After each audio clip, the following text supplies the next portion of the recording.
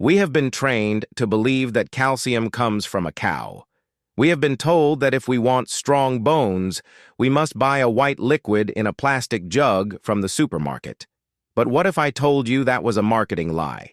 What if I told you that the most potent source of calcium is not in the dairy aisle, it is probably growing behind your shed right now, and the modern world calls it a weed? Welcome to Ancestral Garden, and Happy New Year. While the rest of the world is making weak resolutions, we are starting this year with a concrete strategy. This is the year you stop being a consumer. This is the year you declare independence from the grocery store. If you are ready to reclaim your food security, make sure you are subscribed to the channel. Because today, we are resurrecting a legend. We are going to uncover a plant that breaks every rule of the modern food industry. It has 3 times more calcium than milk. It has more iron than spinach, and it is packed with more vitamin C than a lemon. Unlike the weak vegetables you buy at the store that die after one season, this plant is immortal. You plant it once. You harvest it for the next 20 years. Its scientific name is Blitum bonus-henricus. But for 500 years, the peasants of Europe and the early settlers of America knew it by a more noble name: Good King Henry, or as the hungry farmers whispered, the poor man's asparagus. This brings us to a mystery. If this plant is so powerful, why isn't it sold in Walmart? Why isn't it in Whole Foods? The answer is not biological. It is economic. This plant was the victim of an industrial assassination. You see, Good King Henry has a fatal flaw for the global supply chain. It is too honest.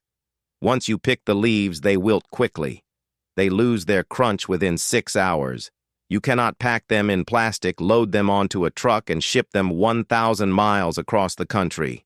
So the food corporations made a decision. They erased it. They replaced it with spinach, not because spinach is healthier, but because spinach fits in a box. They traded nutrition for logistics. But before the age of supermarkets, Good King Henry was royalty. It was the hero of the hungry gap. In the old days, April and May were the starving months. The winter storage crops like potatoes and onions were empty. But the summer crops had not started growing yet. People were desperate for nutrients. And just when they needed it most, Good King Henry would emerge from the frozen soil. It was the first green thing to eat. It saved thousands of families from malnutrition during the hardest weeks of the year. But today, we have forgotten this history. We suffer from botanical amnesia. We spray poison on the very plants that used to save our lives. But before you can bring this king back to your garden, you have to know what it looks like. Because chances are you have walked past it 1,000 times without knowing its name. So let's turn you into a hunter. How do you spot a king hiding among the common weeds? Good King Henry is a master of camouflage, but it has 3 distinct signatures that you cannot miss. Signature number 1 is the shape. It does not look like the round, soft spinach you buy in plastic bags. The leaves of Good King Henry are sharp and triangular. They look like the head of a spear or an arrow. The plant stands tall and proud, reaching about 60 to 80 centimeters in height. Signature number 2 is the texture. If you flip a young leaf over and touch the underside, it will feel strange. It feels slightly waxy, or like it has been dusted with fine flour. In botany, this is called farina. It is a natural coating that protects the leaf from water loss. If you rub it, the dust comes off on your finger. This is the family trademark of the goosefoot plants. It is how you know you have found the real thing, and not a poisonous look-alike like bindweed. But the real magic of this plant is not what you see above the ground. It is what is happening below your feet. This brings us to the biological engine. Have you ever wondered why modern supermarket spinach tastes like water? It is because of the root system. Commercial spinach is an annual plant. It has a shallow, weak root system that only scratches the top 5 centimeters of the soil. It lives on the surface. It is addicted to irrigation and chemical fertilizers because it cannot reach anything on its own. Good King Henry is the complete opposite. It is a perennial deep miner. Because it lives for 20 years, it has time to build a massive taproot. This root drills down 1 meter, sometimes 2 meters deep into the earth. It punches through the hard clay that stops other plants. It reaches down into the subsoil where the mineral deposits are untouched. This is why it has 3 times the calcium. It is not magic, it is mining. The plant is physically accessing a bank of nutrients that the weak spinach roots can never reach. In permaculture, we call this a dynamic accumulator. It pulls minerals from the deep earth, pumps them up the stem, and concentrates them in the leaves. When you eat a leaf of Good King Henry, you are not just eating a vegetable.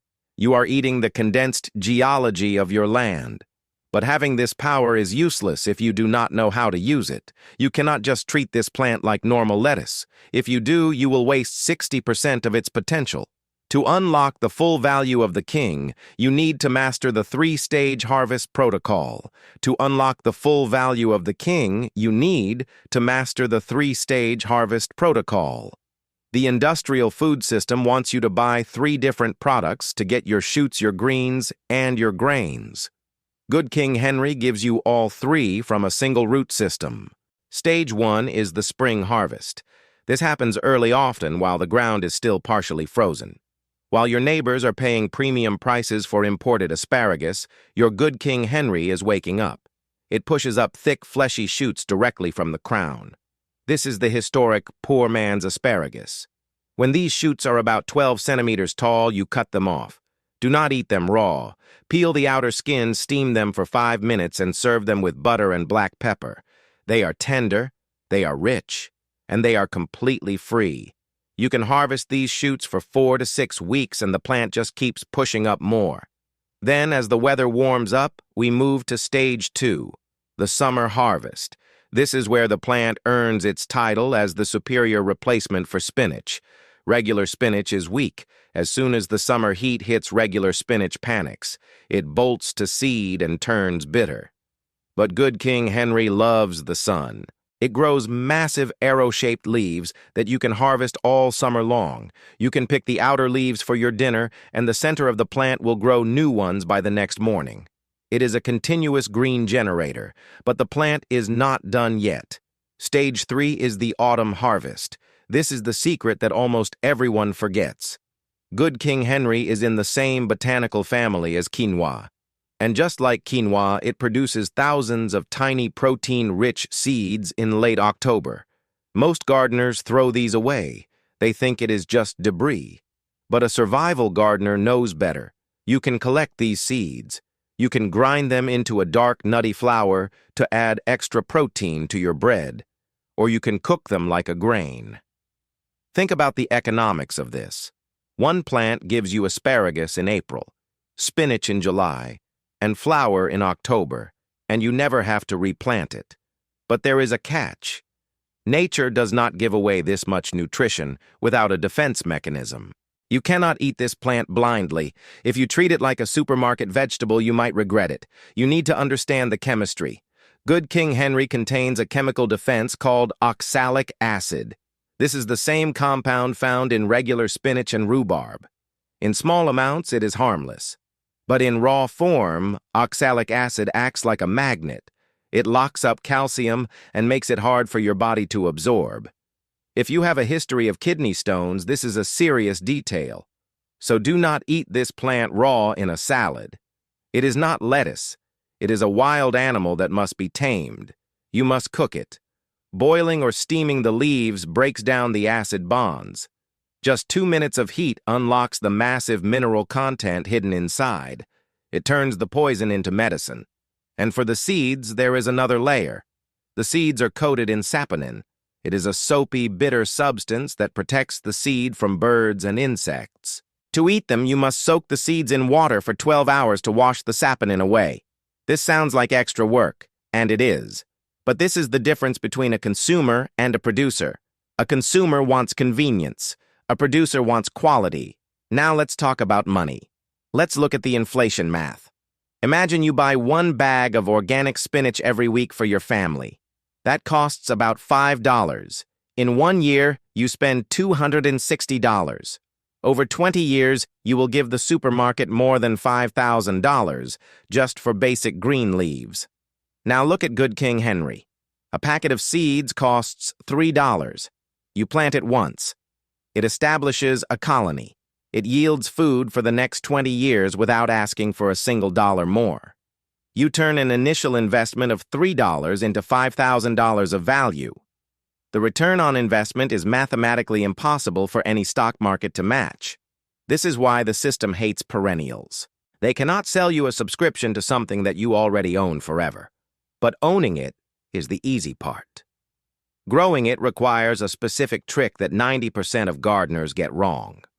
Most people fail because they treat these seeds like normal beans or corn. If you plant them in warm soil, they will refuse to grow. You need to hack the seed's internal clock. Most people fail with this plant. They buy the seeds, plant them in warm potting soil in May, and nothing happens. They think the seeds are dead. But the seeds are not dead. They are sleeping. Good King Henry has a built-in safety mechanism called cold stratification. The seed has a hard outer shell that must be broken down by winter frost and moisture before it will allow itself to sprout. If you plant it in warm soil, it stays dormant because it thinks winter is still coming. So here is the protocol to hack the clock. Option 1 is the natural way. Sow the seeds outdoors right now in January. Let the snow cover them. Let the frost bite them. When the spring sun arrives, they will wake up naturally. Option 2 is the artificial way. Mix your seeds with damp sand, put them in a sealed bag, and throw them in your refrigerator. Not the freezer, just the fridge. Leave them there for 6 weeks. You are simulating a fake winter. After 6 weeks, take them out and plant them. They will germinate immediately. Once the plant is established, it demands very little. But it does have one craving: nitrogen. In ancient times, Good King Henry was often found growing near manure piles or behind the outhouse. It is a biological indicator of rich soil, so feed it well. Give it compost. Give it grass clippings. In return, it will do something that tomatoes and peppers cannot do. It will grow in the dark. This plant is shade tolerant. You can plant it in the north-facing corners of your garden where nothing else will grow. You are turning dead space into a food production zone. So here is the final summary for your 2026 strategy. We have a plant that provides 3 harvests a year. It has more calcium than milk. It lives for 20 years, and it grows in the shade. The only reason it is not in every garden in America is because we forgot it existed.